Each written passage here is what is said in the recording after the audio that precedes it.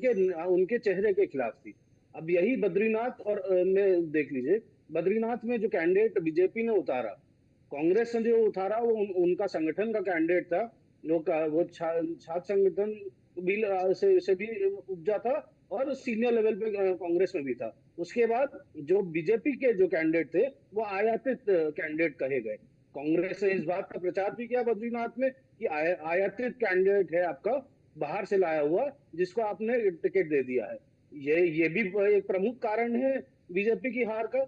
ये समीक्षा बीजेपी को और बेहतर तरीके से करनी पड़ेगी।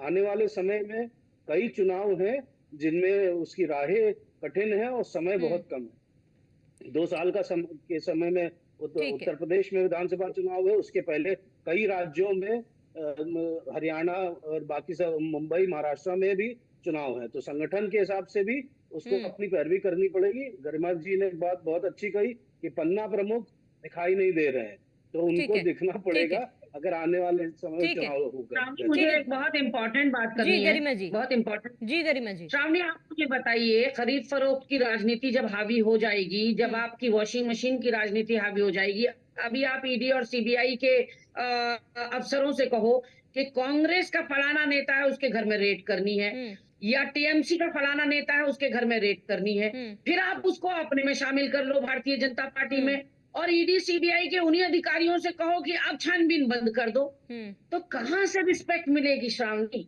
जब वही अधिकारी तो कुल मिला के वही है ना, ईडी सीबीआई में अधिकारी तो नहीं बदल रहे, पर नेता पाला बदल रहे। और कभी कहा जा रहा है इस नेता को शिकंजे में ले लो, इसके गिरेबान में हाथ डालकर इसको घसीटते हुए जेल के अंदर कर दो, या इसके घर में रेड कर दो, या इसके संग 48 घंटे की 72 घंटे की पूछताछ करो।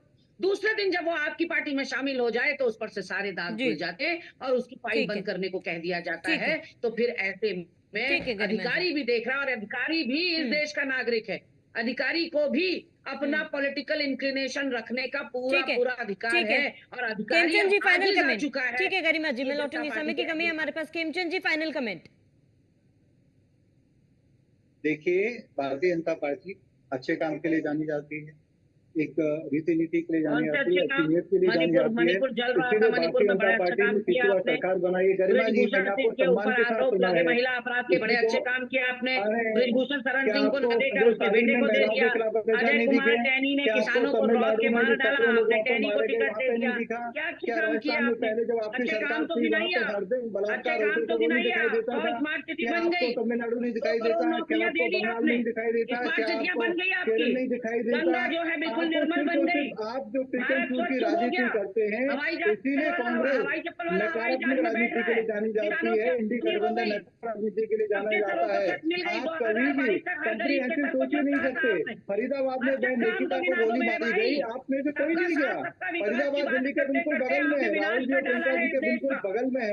तो ये जहाँ पे आपको लगता है कि आपको राजनीतिक फायदा मिल रहा है, वहाँ ठीक है, जहाँ नहीं राजनीतिक फायदा मिल रहा है वहाँ पे बाढ़ में जाए। इसी जो आपकी पिक एंड चूज की जो राजनीति है, उसी की वजह से हम लोग कहते हैं पूरा देश कहता है। और आपने संविधान की एक्सेप्ट की, आपने संविधान सस्पेंड किया, अब आपको नमक ठीक है, समय की कमी है हमारे पास, चर्चा को यहीं पर रोकना चाहूंगी। गरिमा जी जुड़ने के लिए बहुत बहुत शुक्रिया, विश्वदेव जी आपका जुड़ने के लिए बहुत बहुत शुक्रिया, खेमचंद जी आपका भी जुड़ने के लिए बहुत बहुत शुक्रिया।